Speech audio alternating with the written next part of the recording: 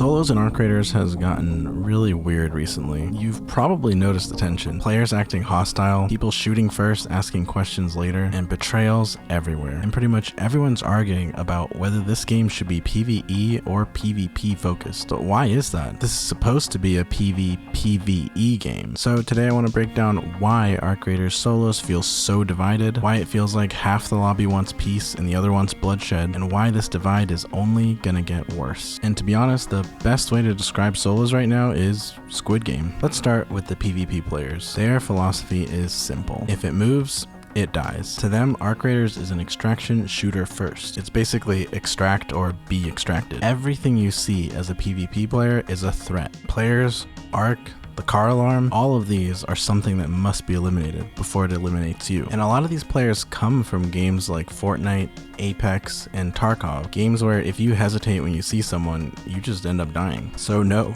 they don't trust anyone. Talking, waving, being friendly, none of that matters because the default is aggression. And arc raiders, at least by design, doesn't really break that mindset. And then you have the PvE players who look at arc raiders in a completely different way. They see the story, humanity being driven underground by the arc. They see the giant arc bosses roaming the maps. They see dangerous environments and puzzles that beg you to work together. So it's no wonder these players want to play the game like a PvE game. And the devs didn't make this any easier. They straight up said that arc raiders is a PvE game with PvP in it, not a PvP focused shooter. So PvE players don't really see PvP as part of the game. They see it as someone basically killing the vibe and slowing down their progress. These two mindsets do not mix, and they almost cannot exist together. One group assumes peace, and the other group assumes violence. It's like there are two completely different games being played on one map. So of course, eventually, someone's worldview is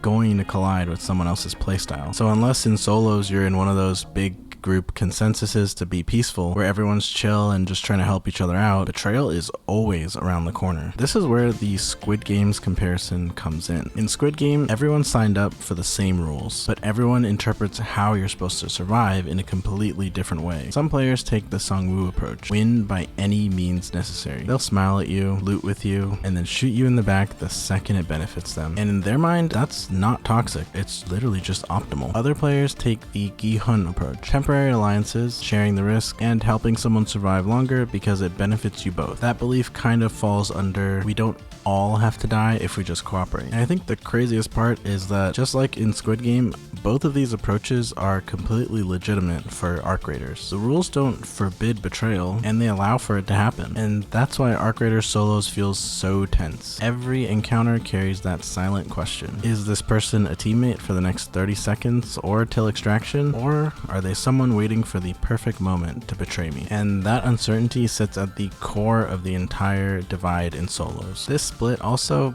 almost perfectly lines up with the casual versus hardcore crowd. Typically, hardcore players want adrenaline. They want PvP. They live for taking fights and outplaying people in clutch moments. And I'm not saying there aren't hardcore PvE players as well. They definitely exist. I'm just saying they're usually not the problem, especially for this discussion. Meanwhile, we have the casual players. They are just trying to do their quests, their trials, progression in general. They might only get to play the game for an hour every day, if they're lucky. And for them, PvP isn't just a nuisance and unwanted, it's literally setting them back. They might spend 20 minutes of their hour running around to do a quest, and then someone kills them before they can extract. And they don't even have good loot. On top of that, there's something people don't really realize. A huge portion of the casual and PvE players genuinely believe that arc raiders is a game where everyone can succeed at the same time. Nobody has to die. If everyone just live and let live, the entire lobby can extract peacefully and everyone would walk away with some progress. Let us go with you. Come on, let's do it.